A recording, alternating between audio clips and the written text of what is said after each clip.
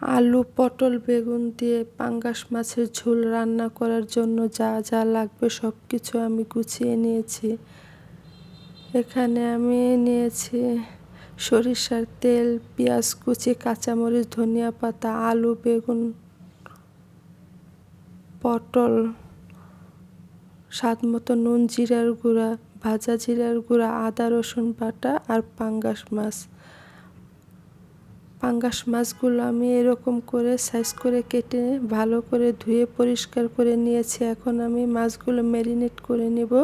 এজন্য আমি হাফ চামচ হলুদের গুঁড়া, হাফ চামচ মরিচের গুঁড়া, স্বাদ মতো লবণ দিয়ে মাছগুলো মেখে নেব। আর সাথে আমি টমেটো কুচিও নিয়েছি একটা। এখন আমি মাছগুলো ভালো করে মেখে নেব।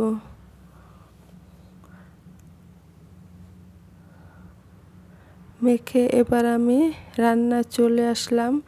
চুলাতে একটা ফ্রাই প্যান গরম করে পরিমাণ মতো তেল দিয়ে, তেলটা যখন গরম হয়ে যাবে তখন চুলার আঁচটা একটু কমিয়ে আমি মাছগুলো দিয়ে দিলাম। দিয়ে এক পিঠ যখন হয়ে যাবে তখন উল্টিয়ে দেব মাছগুলো।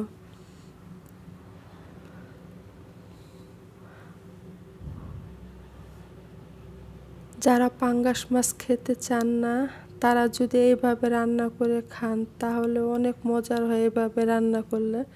আমরা তো মাঝে মাঝে এভাবে রান্না করি। এখন আমি বাকি মাছগুলো ভেজে নিব।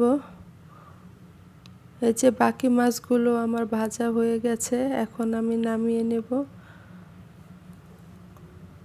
নামিয়ে এবার আমি আরেকটা ফ্রাই প্যান গরম করে পরিমাণ মতো তেল, পেঁয়াজ দিয়ে পেঁয়াজটা একটু নরম করে ভেজে নিব। পেঁয়াজটা যখন নরম করে ভাজা হয়ে যাবে তখন আমি 1 চামচের মতো আদা রসুন বাটা দিয়ে দিলাম। আদা রসুনটা আমি তেলের সাথে ভালো করে নেড়ে চেড়ে নিব যাতে আদা রসুনের কাঁচা গন্ধটা চলে যায়। এখন আমি গুঁড়া মশলা দিব বলে একটু পানি দিলাম। পানি দিয়ে এবার আমি গুঁড়া মশলাগুলো ভালো করে কষিয়ে নেব। এখন আমি 1 চামচ ভাজার জিরার গুঁড়া দিলাম, দিয়ে আবার নেড়ে চেড়ে দিলাম মশলাটাকে। এখন আমি আলু আর পটলগুলো আগে দিয়ে দিলাম, বেগুনটা আমি পরে দেব কারণ বেগুনটা সিদ্ধ হতে বেশি সময় লাগে না। এই পর্যায়ে যদি আমি বেগুনটা দেই তাহলে ভর্তা ভর্তা হয়ে যাবে। আমি ঢেকে দিয়েছিলাম। এখন আমি ঢাকনা সরিয়ে আবার নাড়াচাড়া দিয়ে দিলাম। আলু আমার হাফ সেদ্ধ হয়ে গেছে, এখন আমি বেগুনটা দিয়ে দিলাম, দিয়ে আমি নাড়াচাড়া দিয়ে আবার ঢেকে দিলাম। এই যে সব সবজি আমার এবার সিদ্ধ হয়ে গেছে। এখন আমি পরিমাণ মতো ঝোলের জন্য পানি দিয়ে দিলাম। এখানে আমি ফুটন্ত গরম পানি দিয়েছি। দিয়ে আমি আবার একটু নাড়াচাড়া দিয়ে দেব। যখন বলক উঠে যাবে তখন আমি ভাজা মাছগুলো উপর থেকে দিয়ে দেব। আসসালামু আলাইকুম, কেমন আছেন সবাই? আশা করি সবাই ভালোই আছেন। এখন আমি উপর থেকে একটা টমেটো কুচিও দিয়ে দিলাম। দিয়ে এখন আমি 3-4টা আস্ত কাঁচামরিচ দিয়ে দিলাম, এটা ফ্লেভারের জন্য। আর একটু ধনিয়া পাতা ছড়িয়ে দিলাম, দিয়ে এখন আমি ঢেকে দিব।